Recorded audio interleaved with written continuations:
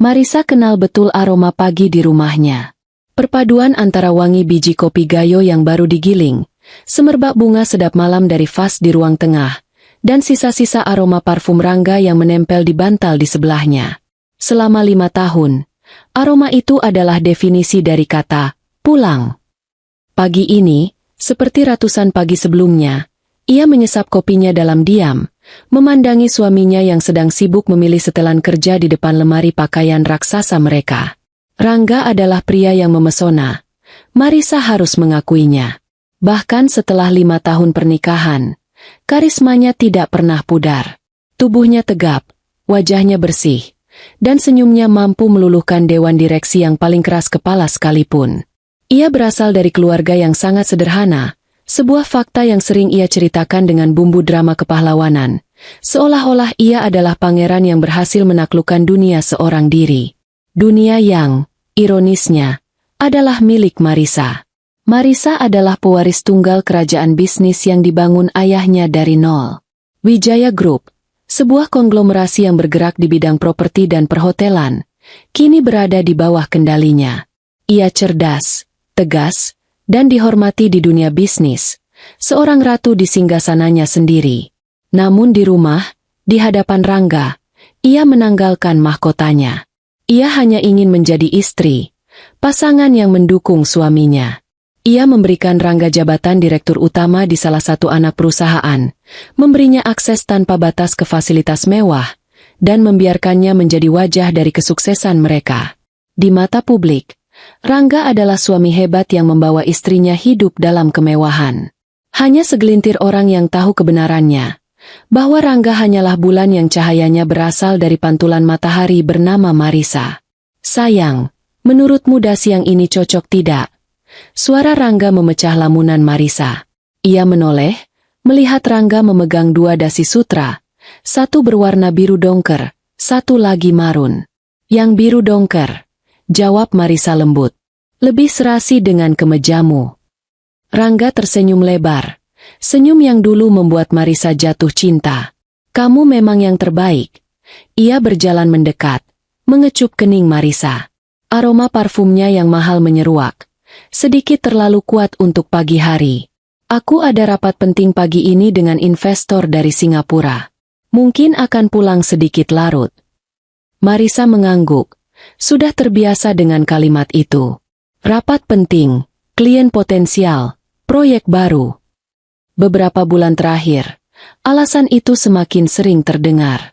Dulu, Rangga akan menceritakan setiap detail rapatnya, berdiskusi tentang strategi dengannya. Sekarang, jawabannya selalu singkat dan samar. Saat Marisa mencoba bertanya lebih jauh, Rangga akan tertawa dan berkata, "Jangan pusingkan kepalamu dengan hal-hal teknis, sayang. Biar aku yang urus. Kamu cukup duduk manis dan menikmati hasilnya." Ada sesuatu yang salah. Alarm kecil di benak Marisa sudah berbunyi sejak lama, namun ia terus menekannya. Ia tidak mau percaya. Ia telah membangun surga ini dengan tangannya sendiri. Ia tidak rela membakarnya hanya karena sebuah kecurigaan. Tapi bukti-bukti kecil terus menumpuk, seperti debu yang perlahan menutupi perabotan mengkilap di rumah mereka. Ada tagihan kartu kredit untuk makan malam di restoran yang belum pernah mereka kunjungi bersama. Ada panggilan telepon di tengah malam yang langsung ditutup begitu Marisa bergerak di tempat tidur. Ada aroma parfum asing yang samar-samar menempel di jas kerjanya, bukan parfum sekretarisnya yang sudah paruh baya. Marisa mencoba menepisnya sebagai paranoia. Mungkin ia hanya lelah. Mengelola perusahaan sebesar Wijaya Group sambil mencoba menjadi istri yang sempurna memang menguras tenaga. Ia ingin percaya pada suaminya, pada cinta yang mereka bangun. Cinta yang membuatnya rela memberikan segalanya. Oh iya, sayang, kata Rangga sambil merapikan jam tangan mewahnya. Arloji yang Marisa berikan sebagai hadiah ulang tahun pernikahan mereka yang ketiga. Aku butuh dana tambahan sekitar 500 juta untuk biaya entertainment klien. Biasa, mereka harus dijamu dengan baik agar proyeknya lancar. Marisa menatapnya. Permintaan seperti ini bukan yang pertama kali. Selama ini, ia tidak pernah bertanya. Ia hanya akan mengirim pesan singkat pada Fadli, manajer keuangannya yang sangat ia percaya, untuk mentransfer sejumlah uang ke rekening pribadi Rangga. Ia percaya itu adalah bagian dari dukungannya sebagai istri. Tapi hari ini, ada sedikit keraguan. Proyek yang mana, Rangga? Tanyanya, mencoba menjaga suaranya tetap datar. Ekspresi Rangga sedikit berubah, hanya sepersekian detik, namun cukup untuk ditangkap oleh mata Marisa yang terlatih. Proyek pengembangan resort di Lombok. Sudah pernah kuceritakan, kan? Ini fase finalisasi, jadi harus totalitas. Marisa diam. Ia tahu semua proyek yang berjalan di perusahaannya. Proyek resort di Lombok memang ada, tapi masih dalam tahap perencanaan awal. Belum ada jadwal bertemu investor, apalagi dari Singapura. Kebohongan itu begitu mulus, begitu natural, hingga terasa menyakitkan. Namun, Marisa hanya mengangguk pelan. Baiklah, nanti aku urus.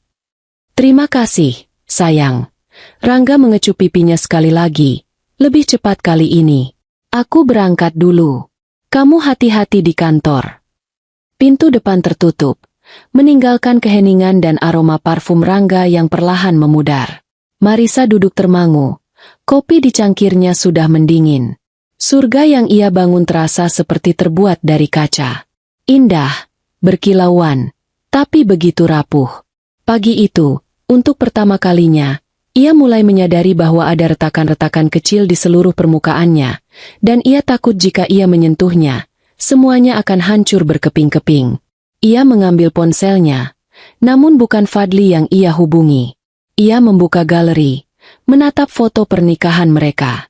Rangga tersenyum begitu bahagia, memeluknya erat. Saat itu, Marisa percaya tatapan di mata Rangga adalah cinta sejati. Sekarang, ia tidak yakin lagi. Apakah itu cinta? Atau hanya tatapan seorang pemenang undian yang baru saja mendapatkan jackpot seumur hidup?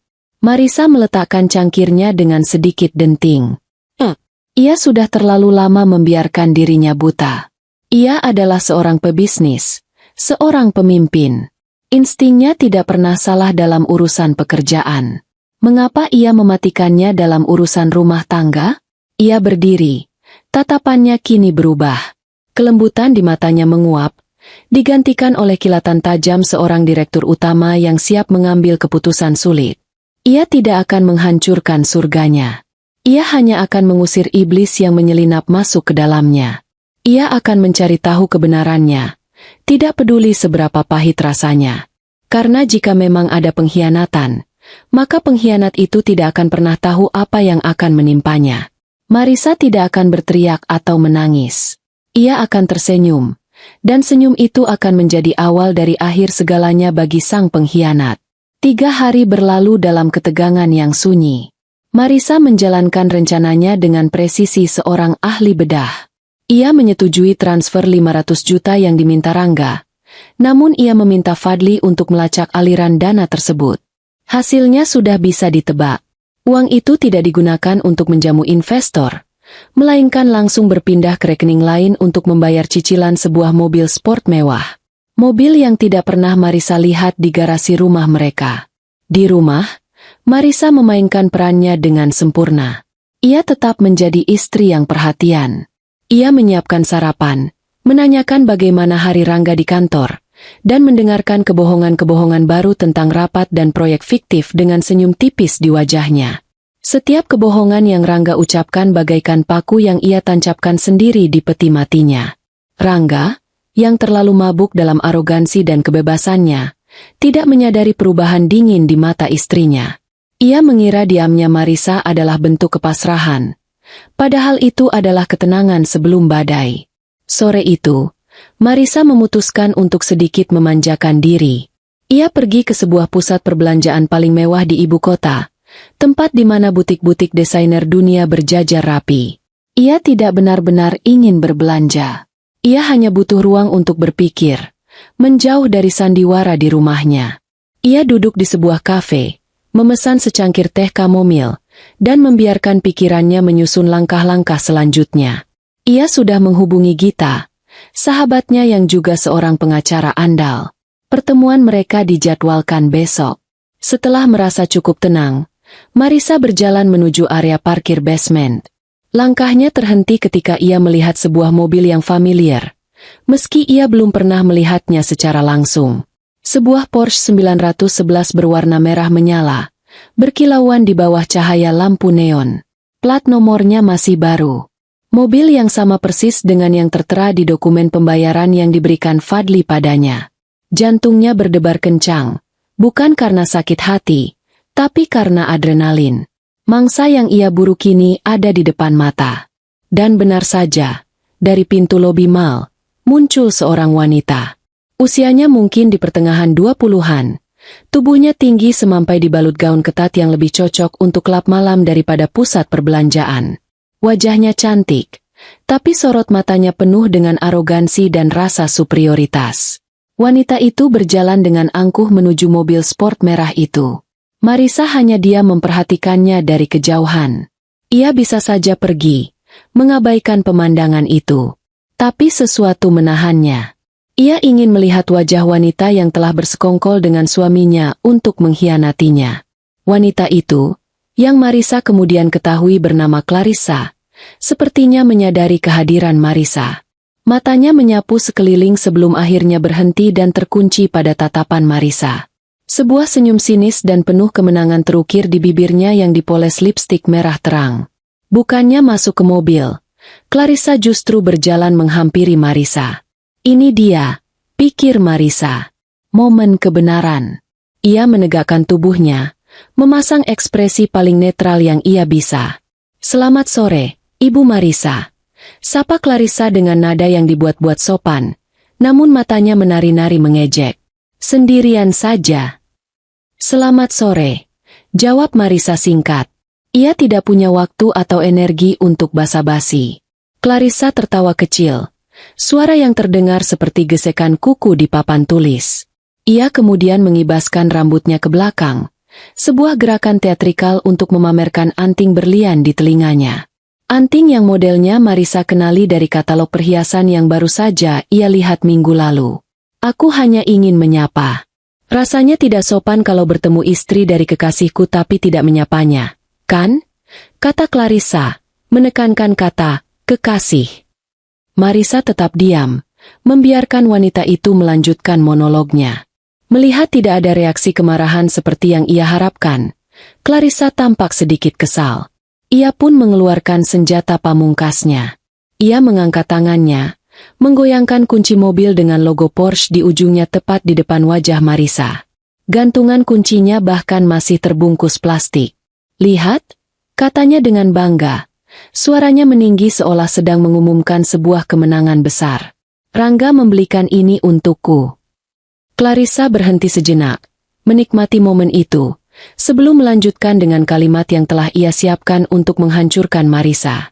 Katanya, aku jauh lebih berharga daripada istri tua yang membosankan di rumah. Tamparan itu tidak mendarat di pipi Marisa, tapi terasa lebih menyakitkan dari tamparan fisik manapun. Kata-kata itu dirancang untuk menusuk, merobek harga dirinya, dan membuatnya merasa tidak berharga. Clarissa menunggu, matanya berbinar penuh antisipasi, mengharapkan ledakan amarah, tangisan, atau setidaknya wajah pucat pasi karena terkejut. Tapi ia tidak mendapatkan semua itu. Sebaliknya, Marisa justru tersenyum. Bukan senyum sedih atau senyum yang dipaksakan. Itu adalah senyum yang tulus, tipis, dan penuh dengan sesuatu yang tidak bisa dipahami oleh Clarissa. Geli. Seolah-olah ia baru saja mendengar lelucon yang paling lucu di dunia. Selamat atas mobil barunya, kata Marisa dengan suara yang tenang dan jernih. Hanya itu. Reaksi itu membuat Clarissa bingung. Rencananya untuk mempermalukan Marisa gagal total. Ia seperti meninju angin. Semua amunisi terbaiknya ternyata hanya peluru hampa. Marisa tidak memberinya kesempatan untuk memulihkan diri. Ia mengangguk sopan sekali lagi, lalu berbalik dan berjalan menuju mobilnya sendiri yang terparkir beberapa baris dari sana. Sebuah sedan mewah berwarna hitam yang harganya 3 kali lipat dari mobil sport merah itu. Begitu masuk ke dalam mobil, pintu tertutup rapat meredam semua suara dari luar. Senyum di wajah Marisa perlahan lenyap. Tangannya mencengkeram kemudi begitu erat hingga buku-buku jarinya memutih. Napasnya memburu. Ia tidak menangis. Air mata adalah kemewahan yang tidak bisa ia berikan untuk pengkhianatan ini. Rasa sakit itu ada, tajam dan menusuk. Tapi di atas rasa sakit itu, ada sesuatu yang lain yang tumbuh dengan cepat. Kemarahan yang dingin dan membeku. Kemarahan seorang ratu yang kerajaannya diusik oleh pion-pion kecil yang tidak tahu diri. Istri tua yang membosankan. Aku jauh lebih berharga. Kata-kata Clarissa terngiang-ngiang. Betapa bodohnya mereka berdua. Clarissa, dengan kebanggaannya atas mobil pemberian, tidak tahu bahwa mobil itu dibeli dengan uang wanita yang sedang ia hina. Dan Rangga, suaminya, begitu bodohnya berpikir bahwa ia bisa mempermainkan sumber dari semua kemewahan yang ia nikmati. Mereka berdua mengira telah memenangkan pertempuran. Mereka tidak tahu bahwa Marissa bahkan belum menganggap ini sebagai sebuah perang. Ini hanyalah sebuah permainan. Dan malam ini, Marissa akan membalik papan permainannya. Ia akan mengambil kembali semua bidaknya, menutup semua akses, dan membiarkan mereka terdampar tanpa apa-apa. Marissa menyalakan mesin mobilnya. Saat mobil meluncur keluar dari tempat parkir, ia melirik sekilas ke arah Clarissa yang masih berdiri bingung di samping mobil merahnya. Marissa tersenyum lagi, kali ini untuk dirinya sendiri. Senyum terakhir seorang istri. Karena Marissa yang akan pulang ke rumah malam ini bukanlah lagi istri yang sama seperti yang Rangga kenal. Ia adalah seorang eksekutor yang siap menjalankan putusannya. Tanpa ragu, tanpa ampun. Perjalanan pulang terasa berbeda. Jalanan yang biasa Marissa lewati, gedung-gedung pencakar langit yang menjulang, lampu-lampu kota yang berkelip, semuanya tampak asing, seolah ia melihatnya melalui lensa yang berbeda. Rumah megah yang menunggunya di ujung perjalanan tidak lagi terasa seperti sebuah surga. Malam itu, ia terasa seperti sebuah panggung sandiwara raksasa, dan Marissa sudah muak menjadi pemeran utama yang buta akan skenarionya sendiri. Ia memarkir mobilnya di garasi dengan gerakan yang presisi dan tanpa emosi. Di samping tempatnya, sebuah ruang kosong yang luas menanti. Ruang yang seharusnya diisi oleh mobil Rangga, yang kini mungkin sedang terparkir di tempat lain, di kehidupan lain. Ia masuk ke dalam rumah yang sunyi. Para asisten rumah tangga sudah kembali ke paviliun mereka. Hanya suara detak jam dinding antik di ruang tengah yang menemaninya. Setiap detaknya terdengar seperti hitungan mundur. Ia tidak mengganti pakaiannya, tidak menyentuh makan malam yang disiapkan untuknya. Ia hanya duduk di sofa beludru berwarna gading, menatap kosong ke arah pintu, menunggu. Sekitar pukul 11 malam, suara mobil Rangga akhirnya terdengar. Pintu depan terbuka, dan Rangga masuk dengan senyum ceria di wajahnya. Ia bahkan bersenandung kecil. Ia tampak begitu ringan, begitu tanpa beban. Ia membawa aroma alkohol mahal dan sisa-sisa parfum wanita yang sama dengan yang tercium di parkiran tadi. Aroma kemenangan palsu. "Hei, sayang, kamu belum tidur?" Sapanya, mendekat untuk mencium kening Marissa. Marissa tidak menghindar. Ia membiarkan bibir pria itu menyentuh kulitnya. Rasanya dingin, seperti sentuhan orang asing. "Aku menunggumu." "Bagaimana rapatnya?"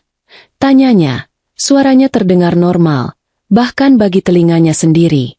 "Luar biasa," seru Rangga, melepas jasnya dan melemparnya sembarangan ke sofa. Sebuah kebiasaan yang selalu Marissa benci dalam diam. Para investor itu sangat terkesan. "Aku yakin proyek ini akan gol. Kita akan merayakannya besar-besaran nanti." Marissa hanya mengangguk. "Baguslah. Kamu pasti lelah. Mandilah. Aku akan menyusul sebentar lagi." Rangga, yang tidak pernah bisa membaca situasi di luar zona nyamannya, mengangguk patuh. "Jangan lama-lama, ya," katanya dengan kedipan mata genit sebelum menghilang ke arah kamar tidur utama. Saat itulah Marissa bergerak. Saat suara pancuran air mulai terdengar dari kamar mandi, ia bangkit dan berjalan bukan ke kamar tidur, melainkan ke ruang kerjanya. Ruangan itu adalah pusat kendali kerajaannya, kedap suara, dan dilindungi oleh sistem keamanan canggih. Disinilah ia merasa paling berkuasa, paling menjadi dirinya sendiri. Ia duduk di kursi kulitnya yang empuk, menyalakan laptopnya yang terhubung dengan server pribadi perusahaan. Jarinya menari di atas keyboard dengan kecepatan yang menakutkan. Ia tidak perlu meretas apapun.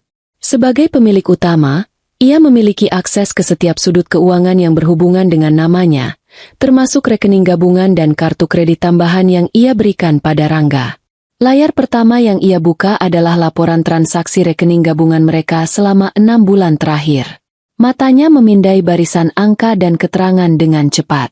Transfer 500 juta rupiah beberapa hari yang lalu menjadi titik awalnya. Seperti yang sudah Fadli laporkan, dana itu langsung diteruskan ke sebuah dealer mobil mewah. Selesai. Bukti pertama, yang paling terang-terangan, terkonfirmasi. Tapi Marisa tidak berhenti di situ. Ini bukan lagi tentang mobil. Ini tentang membongkar seluruh jaringan kebohongan yang telah dibangun Rangga. Ia mulai menelusuri lebih jauh ke belakang, seperti seorang arkeolog yang menggali reruntuhan sebuah peradaban yang hancur. Dan apa yang ia temukan membuatnya muak. Ada sebuah pola yang jelas. Setiap kali Rangga melakukan perjalanan bisnis, selalu ada transaksi ganda. Satu dari hotel korporat yang laporannya diserahkan ke kantor, dan satu lagi dari sebuah villa atau butik hotel romantis di lokasi yang sama, dibayar dengan kartu kredit pribadi tambahan. Perjalanan bisnis 3 hari ke Bali bulan lalu, misalnya. Laporan resmi menunjukkan ia menginap di hotel jaringan Wijaya Group. Tapi laporan kartu kredit menunjukkan tagihan dari sebuah villa pribadi dengan kolam renang di Seminyak, lengkap dengan tagihan untuk pasangan spa, dan makan malam untuk 2 orang di restoran tepi pantai yang terkenal dengan suasana romantisnya. Lalu ada pengeluaran-pengeluaran yang diberi label samar. Biaya representasi klien, ternyata adalah pembayaran ke sebuah butik perhiasan mewah. Marisa memperbesar detail transaksinya. Tanggalnya cocok dengan seminggu sebelum ia melihat anting berlian di telinga Clarissa. Pembelian aset kantor, ternyata adalah pembelian beberapa tas tangan bermerek dari sebuah butik di Paris, saat Rangga seharusnya sedang menghadiri konferensi properti di Berlin. Kebohongan itu begitu sistematis, begitu teliti. Rangga tidak hanya selingkuh, ia membangun sebuah kehidupan paralel yang mewah untuk kekasihnya, dan Marisa yang membiayai semuanya. Setiap sen kemewahan yang dipamerkan Clarissa, setiap potong pakaian desainer yang melekat di tubuhnya, setiap tetes sampanye yang ia minum, semuanya dibeli dengan kerja keras dan warisan keluarga Marisa. Rasa sakit di hatinya kini telah mati rasa, tergantikan oleh amarah yang dingin dan menusuk hingga ke tulang. Ia membuka folder lain, yang berisi akses ketagihan telepon pasca bayar Rangga. Ratusan panggilan dan pesan ke satu nomor yang sama, nomor yang tidak disimpan dengan nama, hanya deretan angka. Panggilan terlama terjadi pada larut malam, pada jam-jam di mana Rangga mengaku sedang lembur, atau tidak bisa tidur. Ia tidak perlu mendengar isi percakapan mereka. Data di hadapannya sudah lebih dari cukup untuk melukiskan gambaran yang utuh dan menjijikan. Ia menyimpan setiap bukti, membuat salinannya ke dalam sebuah kandar keras yang terenkripsi. Ia mengumpulkan bukti seperti seorang jaksa yang mempersiapkan tuntutan. Setiap laporan bank, setiap tagihan kartu kredit, setiap catatan panggilan, adalah paku-paku yang akan menyegel nasib Rangga. Suara pancuran air di kamar mandi berhenti. Marisa melirik jam di sudut layarnya. Hampir 1 jam ia tenggelam dalam penelusuran ini. Dengan gerakan cepat, ia menutup semua jendela aplikasi, membersihkan riwayat penelusurannya, dan mematikan laptop. Ia bangkit, merapikan pakaiannya, dan berjalan keluar dari ruang kerja, menguncinya di belakang punggungnya. Ketika ia masuk ke kamar tidur, Rangga sudah berbaring di tempat tidur, hanya mengenakan celana pendek, rambutnya masih sedikit basah. Ia tersenyum melihat Marisa. Akhirnya, kukira kamu tertidur di luar, katanya, menepuk sisi kosong di sampingnya. Marisa berjalan ke meja rias, mulai membersihkan riasan wajahnya dengan gerakan lambat dan terkendali. Ia bisa melihat pantulan wajah Rangga di cermin. Wajah tampan yang kini terlihat seperti topeng mengerikan. Hanya menyelesaikan beberapa email, jawabnya bohong. Berbohong pada Rangga kini terasa begitu mudah, begitu alami. Ia telah belajar dari ahlinya. Ia menyelesaikan rutinitas malamnya dan akhirnya berbaring di samping Rangga. Pria itu langsung merengkuhnya, memeluknya dari belakang, dan berbisik di telinganya. "Terima kasih untuk semuanya, sayang. Aku tidak akan bisa seperti ini tanpamu." Ironi dalam kalimat itu begitu menusuk hingga Marisa hampir tertawa. Ia hanya diam, membiarkan tubuhnya yang kaku berada dalam pelukan pria itu. Ia memejamkan mata, bukan untuk tidur, tapi untuk merencanakan. Malam itu, untuk pertama kalinya dalam 5 tahun, ia tidur membelakangi suaminya, tidak hanya secara fisik, tapi juga secara batin. Jejak digital telah berbicara, dan vonis telah dijatuhkan dalam pengadilan sunyi di benaknya. Sekarang, yang tersisa hanyalah eksekusi. Keesokan paginya, sandiwara berlanjut. Marisa bangun lebih dulu, membuat kopi, dan duduk di meja makan seolah tidak ada yang terjadi. Saat Rangga turun, ia menyapanya dengan senyum yang sama seperti biasanya. Jika Rangga merasakan ada yang aneh, ia terlalu sibuk dengan dunianya sendiri untuk menyadarinya. Ia melahap sarapannya sambil membual tentang rencananya untuk mengembangkan sayap perusahaan. Marisa hanya mendengarkan, mengangguk sesekali, sambil dalam hati mencatat setiap kebohongan yang keluar dari mulut suaminya. "Aku ada janji makan siang dengan teman lama hari ini. Mungkin tidak kembali ke kantor setelah itu," kata Marisa sambil mengoleskan selai pada rotinya. "Oh ya? Siapa?" tanya Rangga sambil lalu lebih fokus pada ponselnya. "Gita. Sudah lama kami tidak bertemu," jawab Marisa. Rangga hanya bergumam setuju. Nama Gita tidak membangkitkan kecurigaan apapun. Ia tahu Gita adalah sahabat terdekat Marisa sejak kuliah. Ia tidak tahu bahwa Gita adalah salah satu pengacara perceraian paling ditakuti di kota itu. Mereka bertemu di sebuah restoran privat di Hotel Bintang 5, di sebuah ruangan yang menjamin kerahasiaan absolut. Gita sudah menunggu. Ia adalah kebalikan dari Marisa. Di mana Marisa adalah air yang tenang, Gita adalah api yang bergejolak. Rambutnya dipotong pendek, gayanya tajam, dan sorot matanya tidak pernah melewatkan detail sekecil apapun.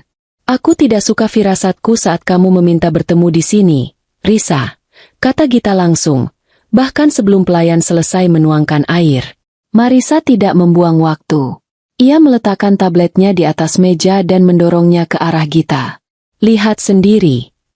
Selama hampir 20 menit, satu-satunya suara di ruangan itu adalah helaan napas Gita yang semakin berat dan sesekali umpatan pelan yang tertahan.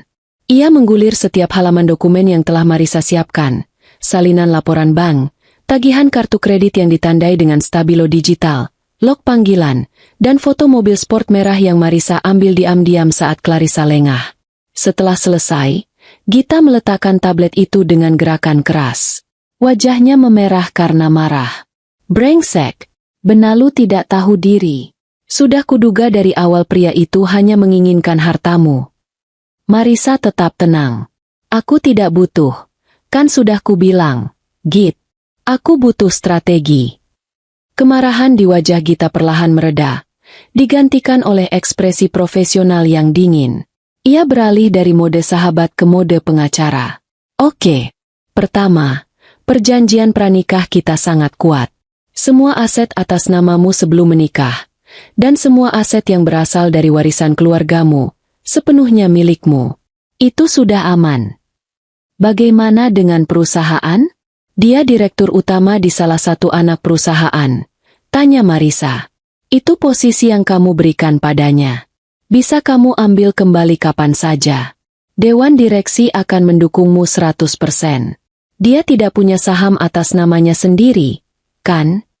"Tidak selembar pun," jawab Marisa tegas. "Bagus," kata Gita. Matanya berkilat. "Rencana kita adalah operasi senyap. Kita siapkan semua amunisi, gugatan cerai, surat pemecatan, pembekuan aset. Kita serang dia serentak dari semua sisi saat dia sama sekali tidak menduganya. Kita akan membuatnya jatuh begitu keras hingga dia tidak akan tahu apa yang menimpanya." Gita mulai mencoret-coret di buku catatannya, menyusun poin-poin strategi hukum. Mereka mendiskusikan setiap detail, mulai dari pembagian harta, Alasan perceraian yang akan diajukan ke pengadilan, perselingkuhan dan penipuan finansial, hingga bagaimana cara mengeluarkannya dari rumah tanpa menimbulkan drama yang tidak perlu. Yang paling penting, Risa, kata Gita, menatap sahabatnya lekat-lekat. Kamu harus tetap bersikap normal sampai hari H. Jangan tunjukkan emosi apapun. Jangan beri dia alasan sedikit pun untuk curiga. Kita butuh elemen kejutan yang absolut. Jangan khawatir, jawab Marisa. Matanya dingin seperti es. Dia tidak akan curiga sama sekali. Setelah makan siang, Marisa tidak kembali ke rumah. Ia langsung menuju kantor pusat Wijaya Group. Ia berjalan melewati lobi yang megah, menyapa karyawannya dengan anggukan ramah seperti biasa. Tidak ada yang tahu badai yang sedang bergejolak di dalam dirinya. Ia memanggil Fadli ke ruangannya. Fadli, seorang pria berusia akhir 40 tahun yang telah bekerja untuk keluarga Wijaya sejak ayah Marisa masih hidup, masuk dengan diam dan hormat. Ia adalah perwujudan dari loyalitas dan efisiensi. Ia telah melihat Marisa tumbuh dari seorang gadis kecil menjadi seorang pemimpin, dan kesetiaannya tidak pernah goyah. Marisa tidak menawarkan basa-basi. Ia menatap Fadli dengan tatapan yang sama seperti saat ia memberikan instruksi untuk akuisisi perusahaan bernilai triliunan rupiah. Fadli, saya punya tugas yang sangat rahasia dan sensitif untukmu, katanya dengan suara datar. Fadli mengangguk. Saya siap, Bu. Saya ingin Anda menyiapkan semua dokumen yang diperlukan untuk menarik kembali seluruh kendali aset atas nama saya. Alihkan kepemilikan tunggal semua rekening gabungan. Siapkan surat pemberitahuan ke semua bank untuk membatalkan kartu kredit tambahan atas nama Rangga. Hubungi semua manajer investasi untuk mencabut hak aksesnya. Saya ingin semua pintu finansial atas namanya yang bersumber dari saya ditutup total. Fadli mendengarkan tanpa mengubah ekspresi, namun Marisa bisa melihat secercah pemahaman di matanya. Ia pasti sudah lama mencurigai sesuatu, tapi profesionalismenya mencegahnya untuk bicara. Semua ini, lanjut Marisa, harus siap sedia. Jangan dieksekusi dulu. Simpan semua dokumen itu di brankas pribadi Anda. Jangan ada satu orang pun yang tahu. Tunggu aba-aba dari saya. Saat saya mengirim pesan singkat berisi satu kata, sekarang, saya mau Anda menekan semua tombolnya secara serentak. Baik, Bu, jawab Fadli. Suaranya mantap. Akan saya siapkan semuanya hari ini juga. Satu lagi, tambah Marisa. Siapkan surat pemberhentian tidak dengan hormat untuk Direktur Utama PT Wijaya Propertindo, atas nama Rangga. Alasannya, penyelewengan dana perusahaan untuk kepentingan pribadi. Lampirkan bukti-bukti transfer yang sudah Anda miliki. Kali ini, ada kilatan di mata Fadli. Bukan keterkejutan, melainkan kepuasan. Dengan senang hati, Bu Marisa. Setelah Fadli keluar, Marisa bersandar di kursinya. Ia menatap pemandangan kota dari jendela ruangannya yang setinggi langit. Ia merasa lelah, tetapi juga kuat. Sekutu-sekutunya kini berada di posisinya masing-masing. Pengacaranya siap dengan meriam hukum, manajer keuangannya siap memutus pasokan logistik. Semua bidak catur telah ia atur. Ia kini adalah seorang jenderal yang memandang medan perang dari atas bukit, menunggu saat yang tepat untuk memberi komando serangan fajar. Yang perlu ia lakukan sekarang hanyalah bertahan dalam kepura-puraan untuk beberapa hari lagi, menari dalam tarian terakhir dengan suaminya yang tidak sadar bahwa musiknya akan segera berhenti. Beberapa hari berikutnya terasa seperti berjalan di dalam air. Waktu melambat. Setiap gerakan terasa berat dan penuh perhitungan. Bagi Rangga, tidak ada yang berubah.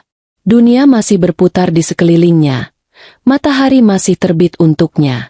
Ia tidak menyadari bahwa ia sedang menari di tepi jurang, diiringi oleh musik yang dimainkan oleh istrinya sendiri. Marisa, sang konduktor yang tak terlihat, memainkan setiap not dengan sempurna, menuntunnya menuju akhir yang tak terelakkan. Ia menjadi istri yang lebih baik dari sebelumnya. Ia akan menyambut Rangga pulang dengan senyum hangat, mendengarkan cerita-cerita fiktifnya dengan penuh perhatian, bahkan sesekali memberikan masukan cerdas untuk proyek-proyek imajinernya. Ia adalah aktris pemenang penghargaan di panggung teaternya sendiri. Ia memasak makanan favorit Rangga, memastikan kemejanya disetrika dengan sempurna, dan membiarkannya percaya bahwa ia adalah raja di istana ini. Kepercayaan diri Rangga membengkak ke tingkat yang berbahaya. Kelembutan Marisa ia tafsirkan sebagai tanda kepasrahan. Diamnya Marisa ia anggap sebagai bukti bahwa istrinya telah menerima perannya sebagai penyedia dana yang patuh. Ia menjadi lebih ceroboh, lebih arogan. Ia tidak lagi berusaha menyembunyikan aroma parfum Clarissa yang menempel di kerah kemejanya, menganggap Marisa terlalu bodoh atau terlalu takut untuk menyadarinya. Suatu malam, ia pulang dengan sebuah kotak bludru kecil. Ia menyerahkannya pada Marisa dengan senyum seorang dermawan. "Ini untukmu, sayang." Marisa membukanya. Di dalamnya ada sebuah bros perak dengan desain yang biasa saja, dihiasi beberapa batu zirkon yang berkilau palsu. Itu adalah perhiasan yang tidak akan pernah ia pakai. Sebuah benda murah yang terasa seperti penghinaan jika dibandingkan dengan koleksi perhiasan warisan ibunya. Ia tahu, ini adalah uang tutup mulut. Sebuah persembahan kecil untuk menenangkan hati nurani Rangga yang mungkin sesekali terusik. "Terima kasih, Rangga. Ini cantik," kata Marisa. Suaranya terdengar tulus. Ia bahkan membiarkan Rangga menyematkan bros itu di blusnya. Ia menatap pantulan dirinya di cermin, melihat suaminya berdiri di belakangnya dengan senyum puas. Di mata Marisa, bros itu tampak seperti lencana kehinaan. Malam puncaknya tiba seminggu setelah pertemuan Marisa dengan Gita. Rangga sedang bersiap-siap untuk pergi keluar. Ia mengenakan setelan terbaiknya, menyemprotkan parfumnya dengan royal, dan tampak bersemangat luar biasa. "Malam ini adalah malam penentuan, sayang," katanya pada Marisa yang sedang membaca buku di tempat tidur. "Aku akan makan malam dengan calon investor terbesarku. Kalau deal ini berhasil, kita akan membuka cabang di Dubai." Marisa menutup bukunya. Ia tahu dari pelacak yang diam-diam ia pasang di mobil Rangga bahwa tujuan pria itu bukanlah sebuah hotel bisnis, melainkan sebuah restoran Prancis paling romantis dan mahal di kota. Restoran yang sama di mana Rangga dulu melamarnya. Ironis. "Kamu butuh sesuatu untuk malam ini?" tanya Marisa, memainkan perannya. Wajah Rangga berseri-seri. Ini adalah umpan yang ia tunggu.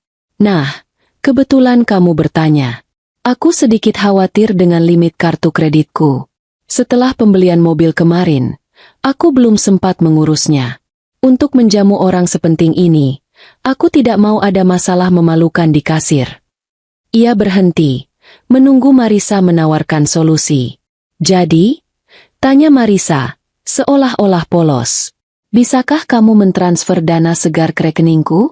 Hanya untuk berjaga-jaga. Katakanlah, 1 miliar? Aku janji ini akan menjadi investasi terbaik yang pernah kita buat," katanya, suaranya penuh bujuk rayu. 1 miliar. Angka yang fantastis. Diminta dengan begitu entengnya seolah hanya meminta uang untuk membeli permen. Uang itu tidak akan pernah menjadi investasi perusahaan. Uang itu akan menjadi dana untuk membiayai liburan mewah Rangga dan Clarissa ke Dubai, atas nama perjalanan bisnis. Marisa menatapnya lama. Hening sejenak. Untuk sesaat, Rangga tampak gugup, khawatir ia telah meminta terlalu banyak. Lalu Marisa tersenyum. Senyum yang begitu lembut dan penuh kasih. "Tentu saja, sayang. Apapun untuk mendukung mimpimu. Aku akan mengurusnya besok pagi." Ketegangan di bahu Rangga langsung hilang. Ia tertawa lega, berjalan ke sisi tempat tidur dan memeluk Marisa dengan erat. Ia mencium puncak kepala istrinya, menghirup aroma rambutnya yang wangi. "Kamu memang istri terbaik di dunia, Marisa. Aku sangat beruntung memilikimu," bisiknya tulus. Ia benar-benar percaya pada kata-katanya sendiri. Dalam benaknya yang sempit, ia memang merasa beruntung. Ia mendapatkan segalanya. Istri kaya yang penurut, kekasih muda yang memujanya, dan kehidupan mewah tanpa harus bersusah payah. Marisa tidak membalas pelukan itu. Tangannya hanya diam di sisinya. Ia memejamkan mata, membiarkan kebohongan terakhir itu menyelimutinya. Ia bisa merasakan detak jantung Rangga yang stabil di punggungnya, detak jantung seorang pria yang tidak tahu bahwa hidupnya akan berakhir dalam beberapa jam. Ia adalah ular yang sedang dipeluk oleh mangsanya, menikmati kehangatan terakhir sebelum ia menyuntikkan bisanya. "Semoga berhasil malam ini," kata Marisa saat Rangga akhirnya melepaskan pelukannya. "Pasti berhasil," jawab Rangga penuh percaya diri. Ia mengambil kunci mobilnya, meniupkan ciuman jarak jauh ke arah Marisa, dan berjalan keluar dari kamar dengan langkah seorang pemenang. Marisa tetap di posisinya, tidak bergerak, sampai ia mendengar suara mobil Rangga menjauh dari halaman rumah. Keheningan yang ditinggalkan terasa begitu pekat. Ia bangkit dari tempat tidur, berjalan ke jendela, dan menatap kegelapan malam. Tarian itu telah berakhir. Sang manipulator telah memainkan nada terakhirnya. Sekarang, giliran Marisa yang mengambil alih panggung. Ia meraih ponselnya yang tergeletak di meja nakas. Layarnya menyala, menampilkan kontak bernama Fadli. Jarinya melayang di atas papan ketik, siap menulis satu kata yang akan meruntuhkan segalanya. Setelah mobil Rangga benar-benar hilang dari pandangan, meninggalkan jejak kesombongan di jalanan yang lengang, Marisa tetap berdiri di depan jendela selama beberapa menit.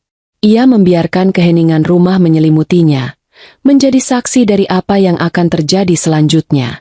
Tidak ada keraguan, tidak ada penyesalan. Yang ada hanyalah kejelasan yang dingin dan mutlak.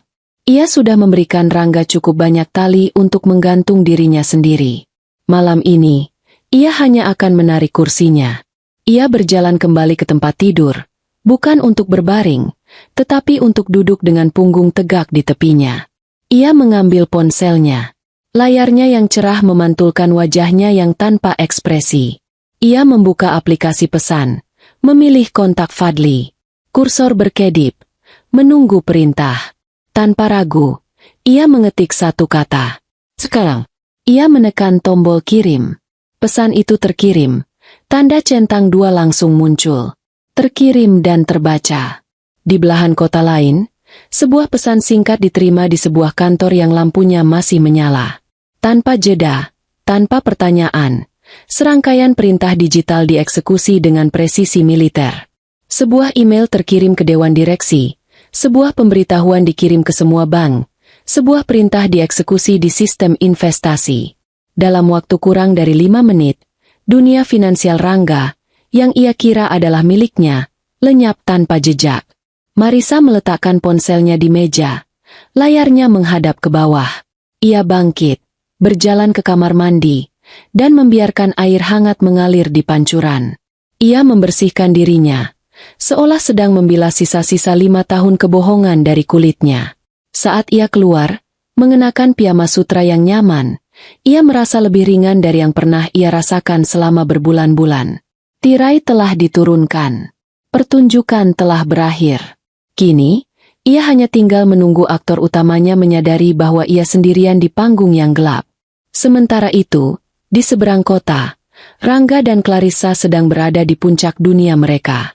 Mereka duduk di meja terbaik di restoran Prancis itu, meja yang sama di mana Rangga pernah berlutut di hadapan Marisa. Mereka memesan menu paling mahal, lobster thermidor, steak wagyu A5, dan sebotol sampanye Dom Perignon. "Untuk kita, sayang," kata Rangga, mengangkat gelasnya. "Dan untuk masa depan kita di Dubai." Clarissa tertawa riang, mendentingkan gelasnya ke gelas Rangga. "Aku tidak sabar. Aku sudah melihat-lihat apartemen di Burj Khalifa. Pemandangannya pasti luar biasa. Apapun yang kamu mau, cantik. Langit adalah batasnya," janji Rangga. Ia merasa tak terkalahkan. Ia telah menaklukkan Marisa, mendapatkan uangnya, dan kini ia memiliki wanita muda yang cantik ini di sisinya. Ia adalah raja dunia. Mereka menikmati makan malam mereka dengan santai, tertawa, dan merencanakan kehidupan mewah mereka. Saat tagihan datang, sebuah angka fantastis tertera di atasnya. Rangga hanya tersenyum. Ia mengeluarkan kartu kredit utamanya, sebuah black card metal yang selalu ia banggakan, dan menyerahkannya kepada pelayan dengan gaya seorang sultan. Beberapa menit kemudian, pelayan itu kembali dengan wajah sedikit canggung. "Mohon maaf, Pak, kartunya ditolak," Senyum di wajah Rangga membeku. Ditolak? Tidak mungkin. Coba lagi. Mungkin mesinnya error. Pelayan itu mengangguk dan pergi. Lalu kembali lagi dengan ekspresi yang sama. Masih sama, Pak. Ditolak. Keterangannya. Hubungi bank. Wajah Clarissa mulai berubah. Ada apa, Rangga? Jangan bilang kamu lupa bayar tagihan. Tentu saja tidak. Bentak Rangga.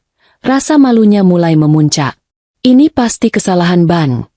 Ia mengeluarkan kartu lain dari dompetnya. Sebuah kartu platinum. Coba yang ini. Hasilnya sama. Ditolak. Ia mencoba satu kartu lagi. Ditolak. Keringat dingin mulai membasahi pelipis Rangga. Bisikan-bisikan dari meja lain mulai terdengar. Wajah Clarissa yang tadinya memuja kini berubah menjadi cemberut dan penuh penghinaan. Aku akan ke ATM sebentar, kata Rangga, mencoba menjaga ketenangannya.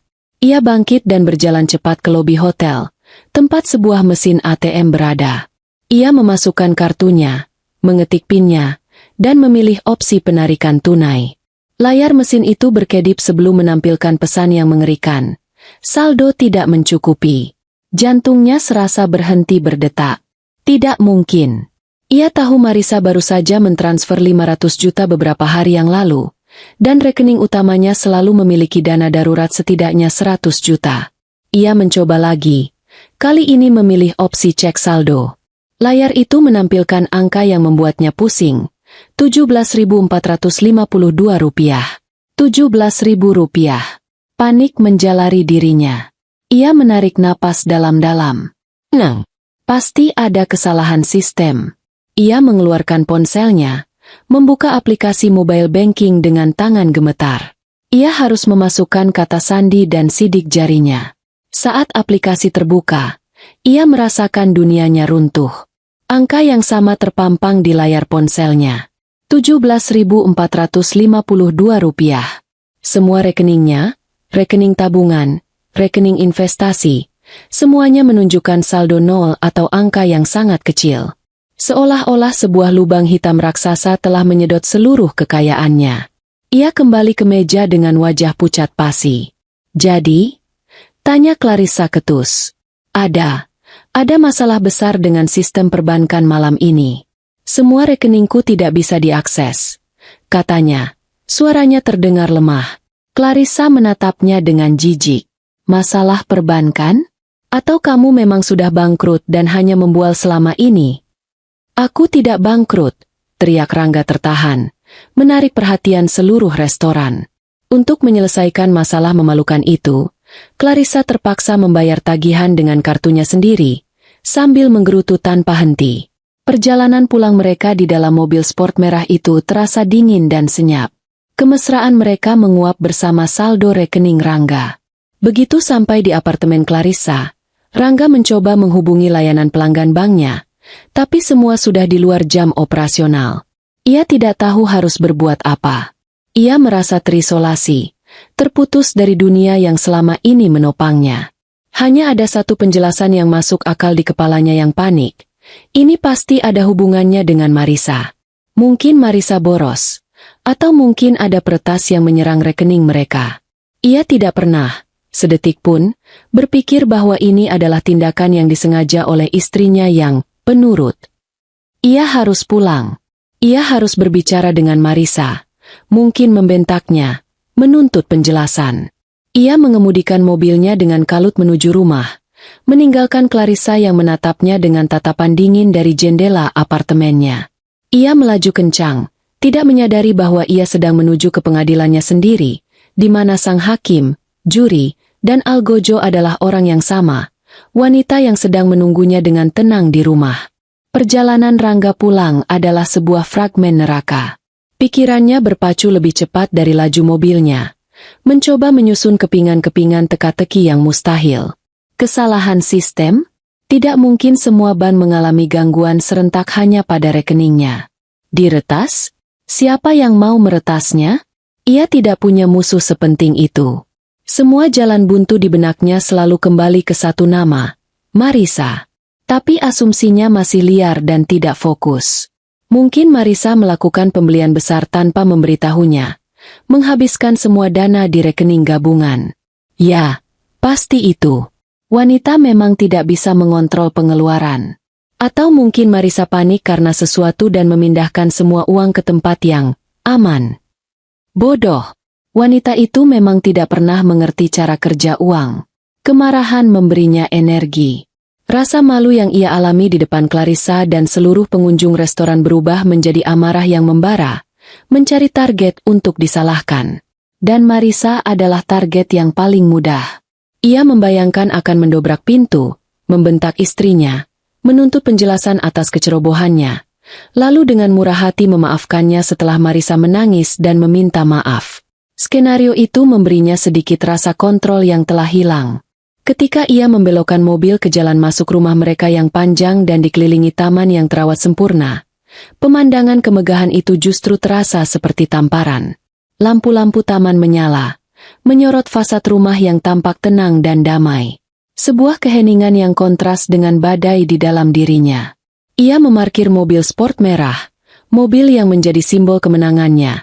Dengan suara decitan ban yang kasar, sebuah pelanggaran di keheningan malam. Ia membanting pintu mobil dan berjalan cepat menuju pintu utama. Ia bahkan tidak perlu menggunakan kuncinya.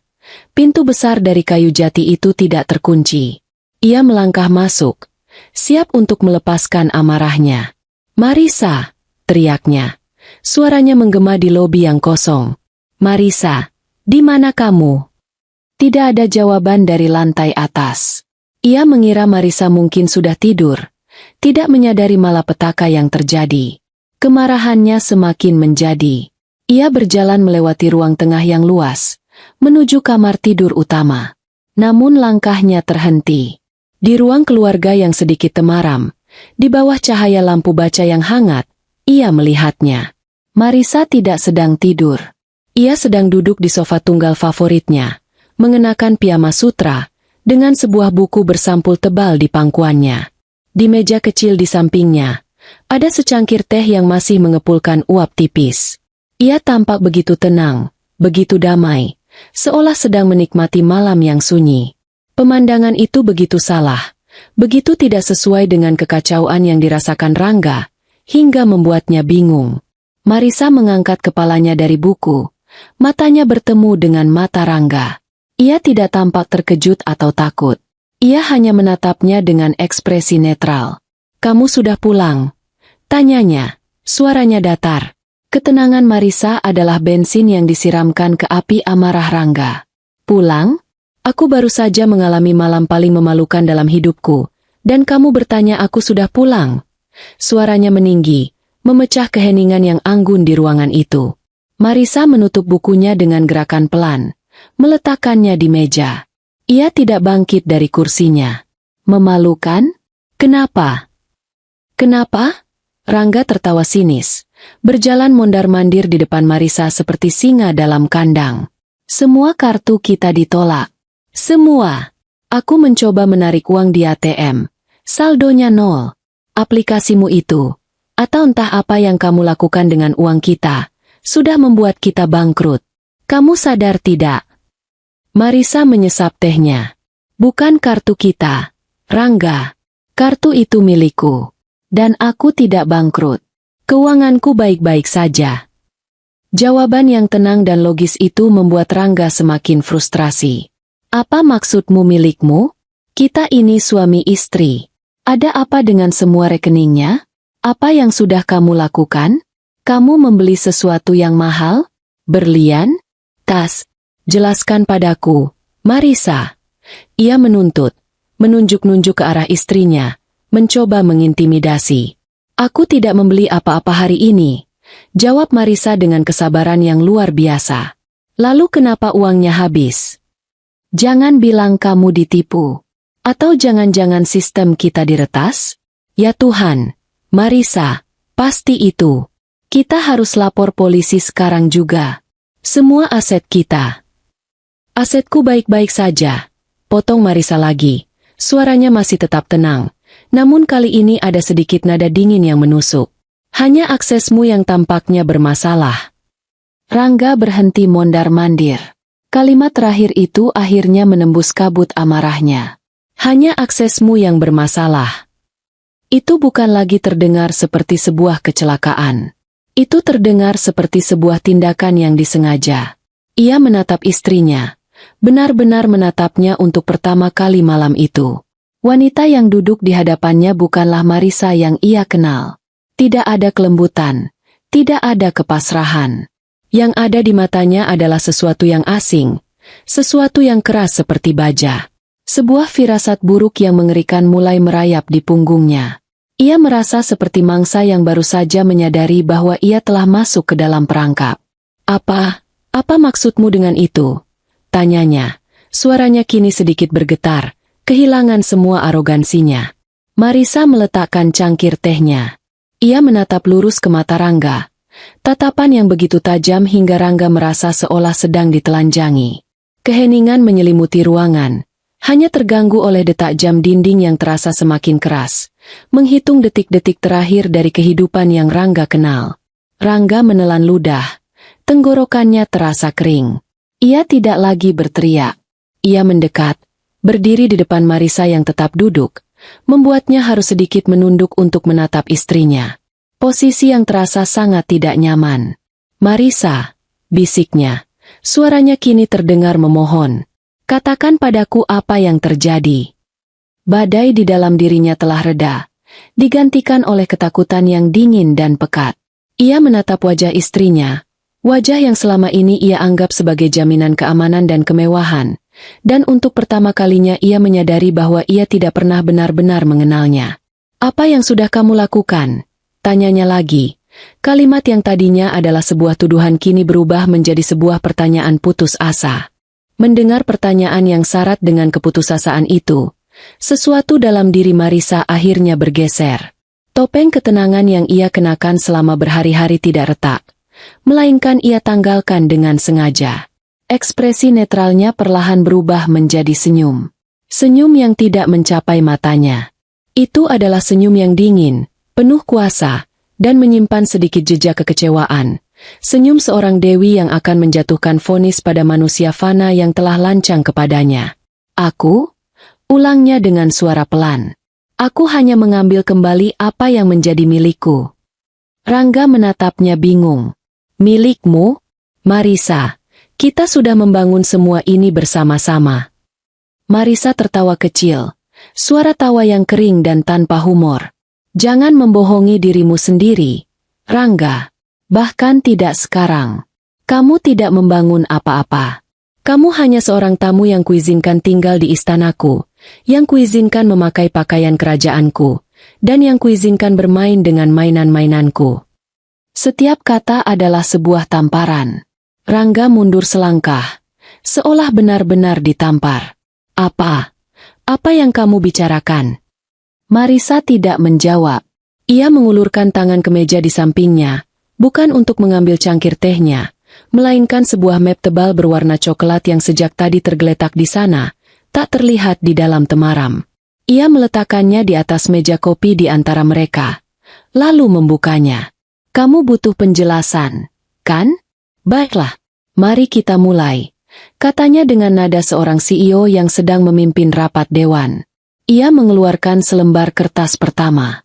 Itu adalah sebuah foto glossy berukuran besar.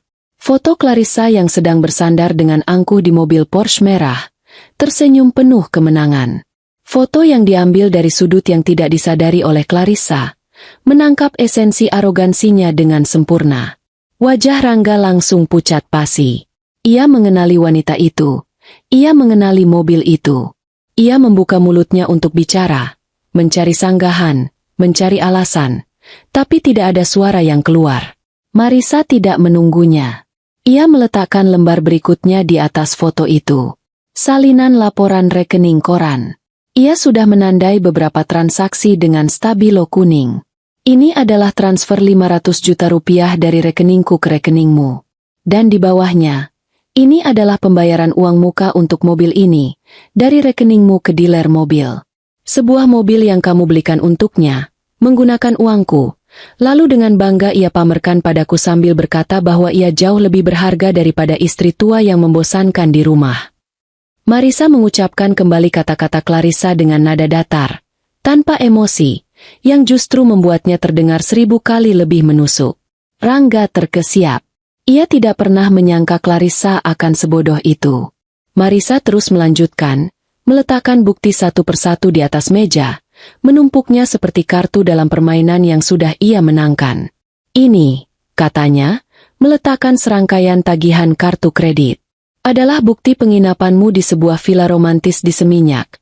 Pada tanggal yang sama saat kamu seharusnya menghadiri rapat di Nusa Dua. Lengkap dengan tagihan untuk pasangan spa. Ini, selembar kwitansi dari butik perhiasan. Adalah anting berlian yang sekarang mungkin sedang dipakai olehnya. Dan ini, setumpuk tagihan lain. Tas-tas mewah, makan malam mahal, hadiah-hadiah yang tak terhitung jumlahnya. Semua dilabeli sebagai biaya representasi atau dana entertainment. Kamu tidak hanya berselingkuh, Rangga.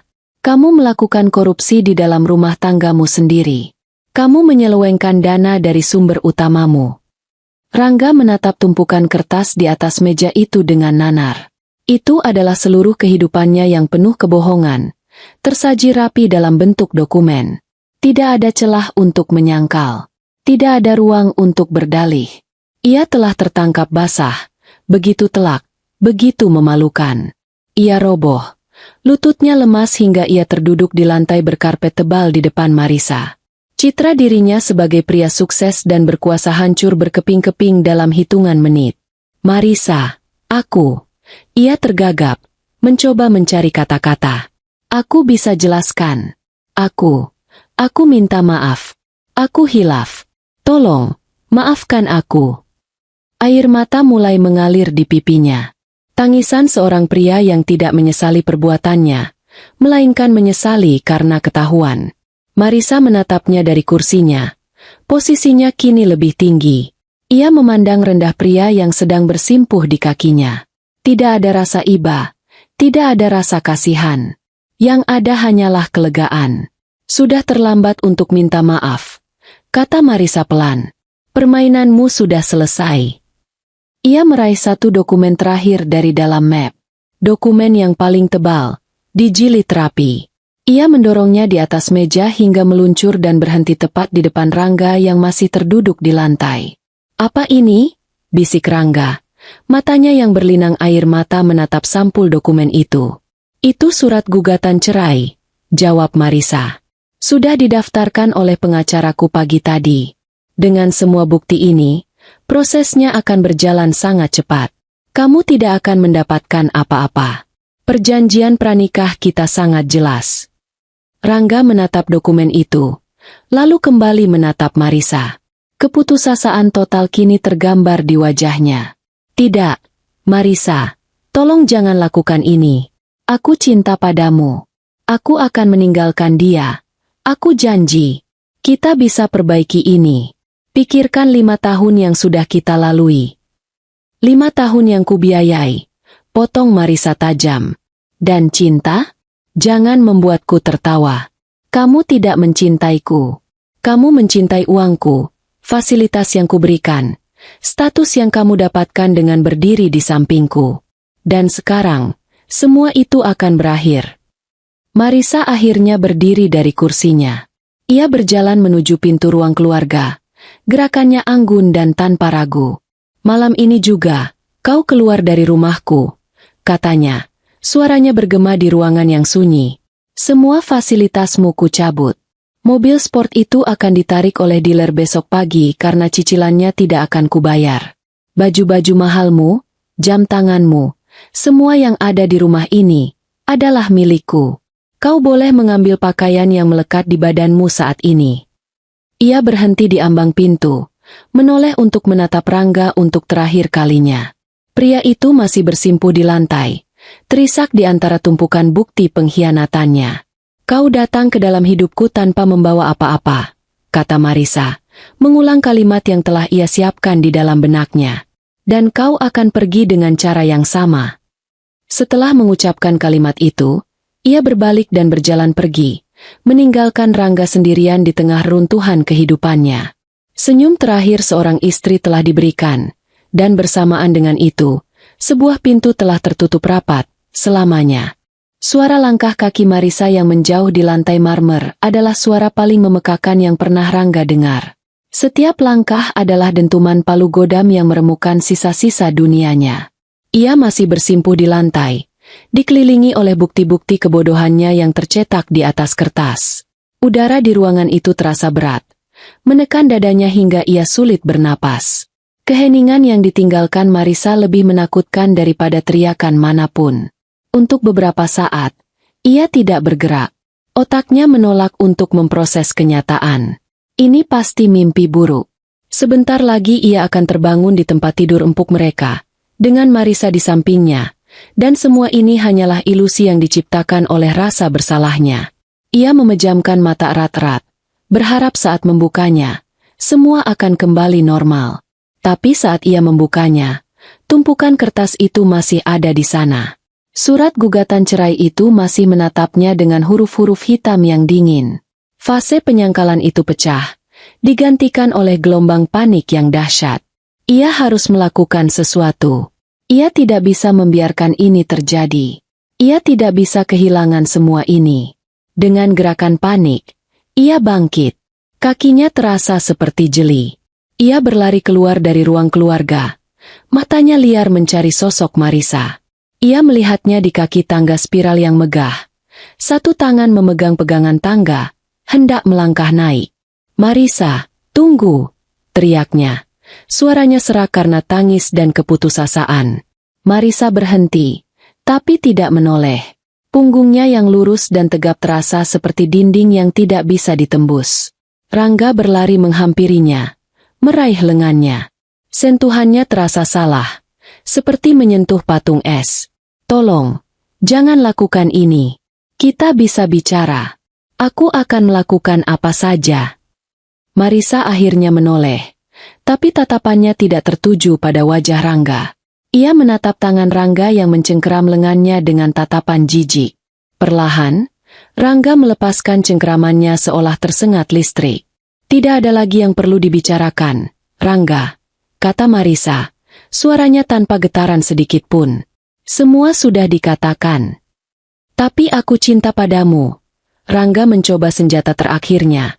Kata-kata yang dulu selalu bisa meluluhkan Marisa. "Aku tahu aku membuat kesalahan besar. Tapi itu tidak berarti aku tidak mencintaimu. Dia tidak berarti apa-apa. Hanya sebuah pelarian. Kamu adalah duniaku, Marisa." Manipulasi itu, yang dulu begitu efektif, kini terdengar hampa dan menyedihkan. Marisa bahkan tidak berkedip. "Jika aku adalah duniamu, kamu tidak akan merusaknya. Kamu akan menjaganya. Kamu tidak merusak duniaku, Rangga. Kamu hanya mencoba mencuri isinya. Dan sekarang, waktu suamu sudah habis." Ia berbalik lagi, mulai menaiki anak tangga satu persatu dengan langkah yang tenang dan mantap. Keputusasaan membuat Rangga kehilangan akal sehatnya. Ia tidak bisa menerima kekalahan. "Aku tidak akan pergi," teriaknya. Suaranya memantul di dinding lobi yang tinggi. "Ini juga rumahku. Aku suamimu." Di puncak tangga, Marisa berhenti dan menatapnya dari atas. Posisi mereka kini benar-benar terbalik. Ia adalah ratu yang menatap rendah dari balkon istananya. "Kamu bukan suamiku lagi. Dan ini tidak pernah menjadi rumahmu. Sekarang, pergilah dengan sisa harga dirimu, atau aku akan memaksamu pergi tanpa itu." Ancaman itu membuat darah Rangga mendidih. "Kamu tidak bisa mengusirku." Marisa tidak menjawab. Ia hanya mengeluarkan ponselnya, menekan sebuah tombol panggilan cepat, dan menempelkannya di telinga.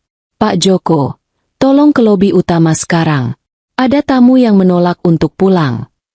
Kurang dari 1 menit, 2 orang pria berseragam satpam yang tegap dan berwajah keras masuk melalui pintu samping. Mereka adalah kepala keamanan dan wakilnya. Pria-pria yang selama ini selalu menyapa Rangga dengan hormat, membukakan pintu untuknya, dan memanggilnya, "Bapak." Mereka berhenti di depan Rangga, berdiri dalam posisi siaga. Pak Joko, yang paling senior, menatap Rangga dengan ekspresi menyesal namun tegas. "Mohon maaf, Pak Rangga. Ibu meminta Bapak untuk meninggalkan kediaman." Pemandangan ini adalah puncak dari penghinaan. Diusir dari rumahnya sendiri oleh stafnya sendiri. Wajah Rangga memerah padam karena amarah dan rasa malu. "Kalian tidak bisa menyentuhku. Aku yang membayar gaji kalian." "Gaji kami dibayar oleh Ibu Marisa, Pak," jawab Pak Joko dengan tenang. "Mohon jangan mempersulit keadaan." Rangga menatap kedua satpam itu, lalu menatap ke puncak tangga di mana Marisa masih berdiri mengamati, seperti seorang sutradara yang memastikan adegan terakhir berjalan sesuai naskah. Ia sadar ia telah kalah. Perlawanan fisik hanya akan menambah daftar penghinaannya. Dengan bahu yang terkulai, dikalahkan sepenuhnya, ia berbalik. Ia berjalan melewati dua pria berseragam itu, menuju pintu utama yang masih terbuka. Setiap langkah terasa seperti membawa beban seberat 1 ton. Ia tidak berani menoleh ke belakang. Ia tidak mau melihat senyum kemenangan di wajah Marisa, meskipun ia tahu senyum itu mungkin tidak ada. Yang ada mungkin hanya kekosongan. Saat ia melangkah melewati ambang pintu, keluar ke udara malam yang dingin, ia mendengar suara di belakangnya. "Tunggu," kata Marisa dari puncak tangga. Secercah harapan yang bodoh sempat menyala di hati Rangga. Mungkinkah Marisa berubah pikiran? Ia berhenti dan perlahan menoleh. Marisa tidak menatapnya. Ia menatap tangan Rangga. "Kunci mobilnya. Letakkan di konsol dekat pintu. Mobil itu bukan milikmu." Harapan itu padam secepat kilat. Penghinaan terakhir. Tanpa berkata apa-apa, ia merogoh sakunya, mengeluarkan kunci dengan logo Porsche yang beberapa jam lalu masih menjadi simbol kejayaannya. Ia berjalan kembali ke dalam, meletakkannya di atas meja konsol marmer dengan denting pelan, lalu keluar lagi tanpa menatap siapapun. Begitu ia berada di luar, pintu kayu jati yang berat itu tertutup di belakangnya dengan suara klik yang tegas dan final. Suara kunci yang diputar dari dalam terdengar begitu jelas, menyegel nasibnya. Ia berdiri sendirian di jalan masuk yang remang-remang. Di belakangnya, sebuah istana yang penuh cahaya dan kehangatan. Di depannya, kegelapan dan ketidakpastian. Ia melihat mobil sport merah itu, kini terasa seperti monumen kebodohannya. Ia bahkan tidak bisa menggunakannya untuk pergi. Ia merogoh sakunya. Hanya ada dompet, yang isinya kartu-kartu tak berguna, dan ponselnya.